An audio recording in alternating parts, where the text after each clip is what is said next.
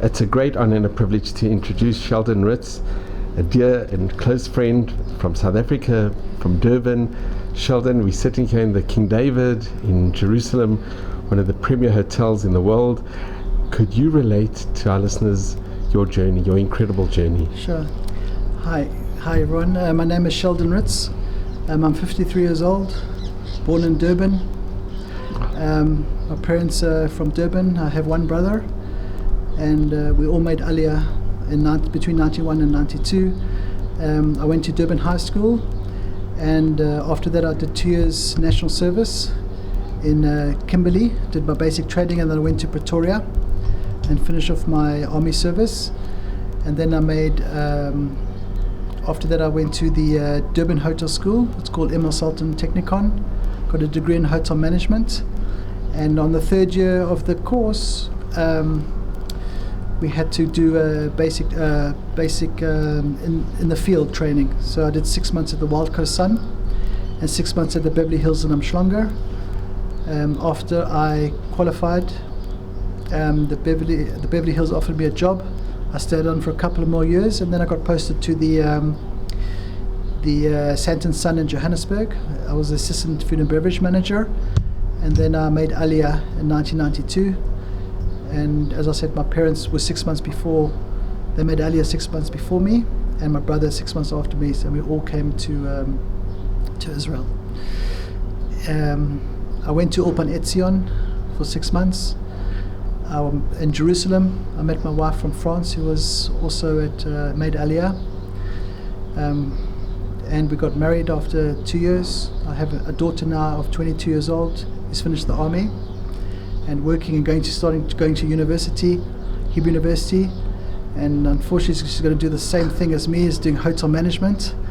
She did an aptitude test, and they said she should go into hotel management, which I wasn't so happy about, because it's not the easiest life, really, not the highest paid job in the world. And then my son is 18, he's just gone to the army now. I live in Modi'in in Israel. From 1993 to for 6 months I did Ulpan, and then I started at the King David Hotel, so 93 to 97, assistant banqueting manager. Then I opened up the Hilton Hotel in 1997, which is now the David Citadel.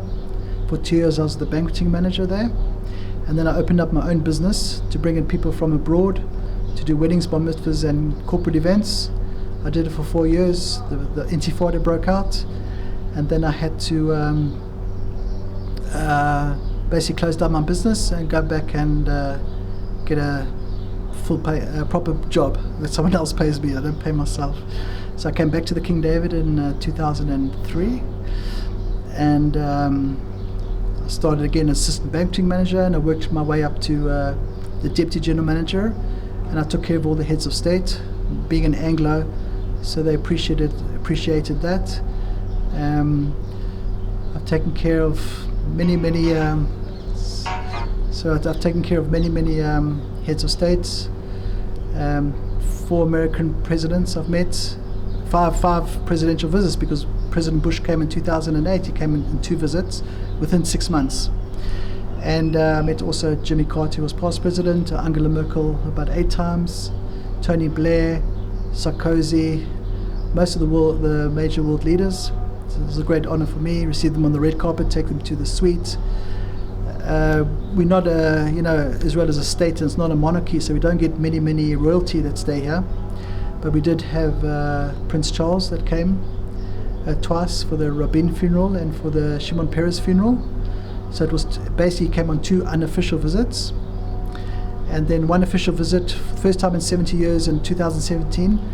Prince William came out. It was the first official visit by any British royal member in 70 years. Very nice person. Took him to a suite. I went to do some training at the British Embassy. They wanted me to know they wanted to teach me how to receive him, to initiate a handshake, not initiate, speak to him, not to speak to him. So they gave me a whole lot of lists of things to do, which flew out the window when I met him, because he was so nice. Just his staff around him are a bit panicky and very much go to protocol. He initiated his handshake, so I shook his hand. I took him up the elevator. They said, you shouldn't speak to him in the elevator, but he started asking me questions. So I eventually spoke to him, congratulated him on his brother's wedding, and he had just a newborn son. That's why Kate couldn't come out with him on the visit. Took him to a suite, showed him 10 minutes view of the history of the old city from his window, the Jerusalem suite on the 6th floor, amazing views of the old city. I showed him if he could sign on the guest book. I showed him where his father signed, Prince Charles. He asked me, would you like me to sign on the same page or separate page? He said, I told him to take a whole page for yourself. We had scones for him. We had the scones with cream at the bottom, jam on top, and the other way around, because you never know which one is the right way around. There's no right answer to that. We bought special tea that he drinks from where he drinks in his royal household, or where he lives. So everything was pretty perfect for him. And then I worked at the King David for a total of 18 years. And just exactly a year ago, I was asked to go to the head office of the Dan Hotel Corporation, which has 17 hotels and 1 hotel abroad, to be the director of sales for embassies and government ministries.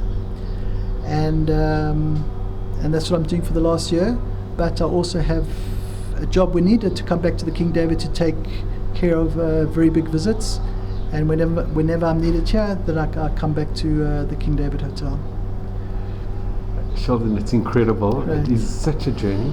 Just, if I can ask you, and maybe it's unfair, but if I can still ask, do you have any, I know you've had royalty, you've had heads of states, ambassadors, is there any person or people in particular that stand out that you connected exceptionally well with, that you had just an amazing chemistry with? So one would be President Clinton. He was a very, very amicable guy. Just walked in the lobby. If there happened to be people around, he used to come up to them and shake his hand and say, "Hi, I'm Bill Clinton," like as if the people didn't know who he was. I'd say Tony Blair as well. He was here 3 times. Very good guy. I just remember one story when he wanted to walk out in the garden, and with everyone, and the Israeli Secret Service got very, very upset because walking by the swimming pool and there was people there. But if someone does it spontaneously, then people don't know about that he's doing it, so it's not too bad. They can't prepare anything bad for the person.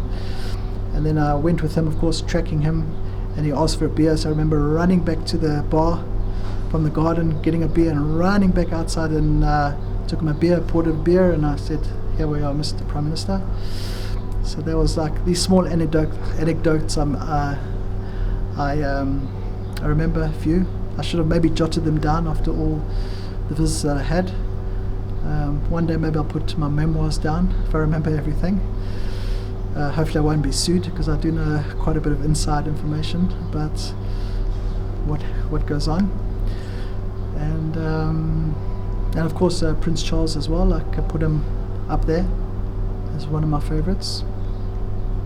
Sorry, it's Prince Charles and Prince William, his son. Well, Sheldon, I must tell you, your daughter, I think she's following in amazing footsteps, and you having this position, it's such an honor, and you so deserve it. Thank you. And I think King David having chosen you to be their representative and the representative of Israel when such important visitors come, heads of state, they couldn't have chosen a better person. Thank you so much.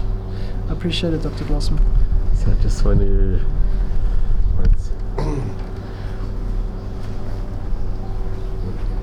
Sheldon, if I can thank you really, and your time, and just knowing you for all these years, it's been a great honor and a privilege. The honor is mine, Dr. Glassman. Thank you. Thank you so much. Thanks. I just found this guy. It was a security of one of them. Sheldon, it was